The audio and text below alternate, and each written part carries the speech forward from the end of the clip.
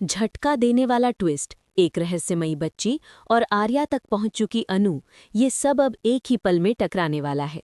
Serial तुम से तुम तक की कहानी अब उस मोड़ पर आ चुकी है जहां हर सांस के साथ खतरा बढ़ रहा है, क्योंकि अनु, जो अब तक सिर्फ सुरागों के भरोसे आगे बढ़ रही थी, आखिरकार आर्या के बेहद करीब पहुंच चुकी है।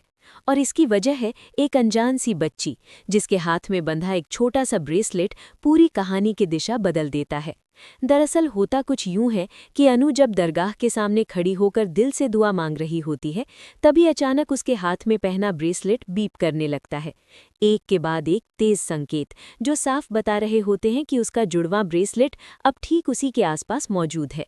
और यही एहसास उस बच्ची को भी अंदर तक हिला देता है, क्योंकि उसे तो यही बताया गया था कि जैसे ही अनु उसके करीब आएगी, ब्रेसलेट बजेगा, और अब जब वो बज चुका है तो इसका मतलब साफ है, अनु यही है, बिल्कुल सामने।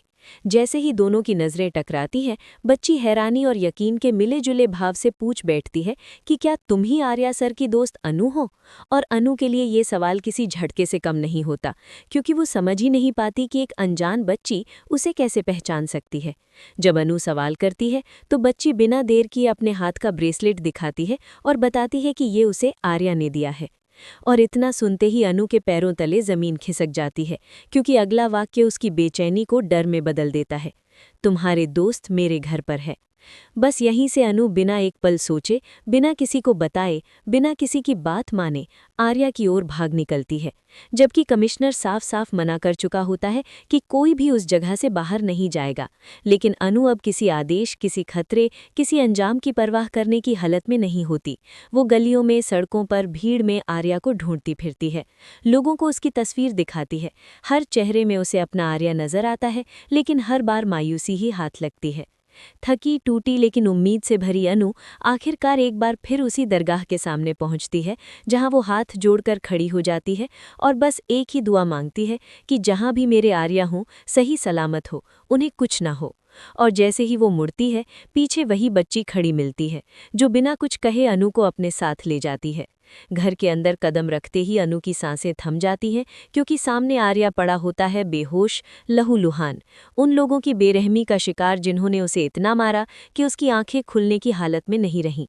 अनु के लिए ये मंजर किसी बुरे सपने से कम नहीं होता। डर, गुस्सा और बेबसी एक साथ उसके अंदर उमड़ पड़ते हैं, लेकिन वो हिम्मत जुटाकर आर्या को वहां से निकालने की कोशिश करती है। तभी हालात और बिगड़ जाते हैं, क्योंकि एक एक कर सारे गुंडे वहां पहुंच जाते हैं, अनु और आर्या को चारों ओर से घेर लेते हैं, और उस मासूम बच्ची की जान भी खतरे में पड़ जाती है। हर रास्ता बंद, हर उम्मीद टूटती हुई, लेकिन ठीक उसी वक्त कहानी में एंट्री होती है उस बच्ची के पिता की, जो हालात को पलटने वाला साबित होता है। खतरे, डर और टकराव से भरे इस पूरे मोड़ पर कहानी यही नहीं रुकती, क्योंकि अब समय रहते मीरा, झेंडे और पुलिस कमिश्नर के साथ पूरी टीम वहां पहुंचने वाली है।